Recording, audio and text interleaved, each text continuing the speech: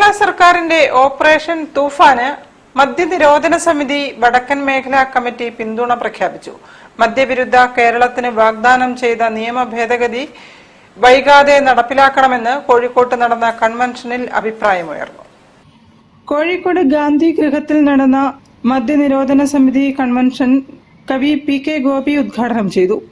മദ്യം മൂലം നരകിക്കുന്ന സമൂഹത്തിന്റെ വിമോചന സേനയാണ് മദ്യനിരോധന സമിതിയെന്ന് അദ്ദേഹം പറഞ്ഞു.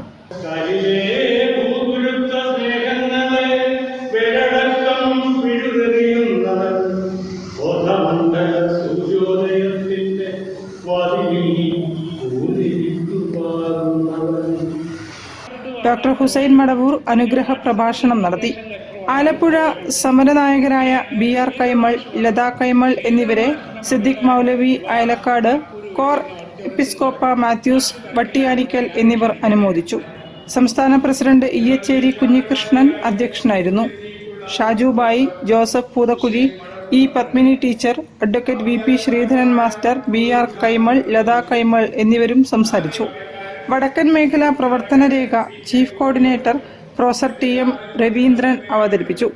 Khadija Nargees, IC Mary, Sajeevan Kakkadavath, Majeed Madampat, KG Varghese, PV Udayakumar, professor OJ Chinnamma എന്നിവർ ചർച്ചയിൽ പങ്കെടുത്ത് സംസാരിച്ചു.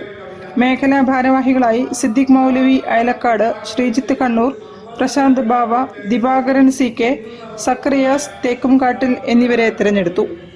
News bureau, Kozhikode. സർക്കാർ പ്രൈമറി സ്കൂളുകളിലും അങ്കണവാടികളിലും മോണ്ടിസോറി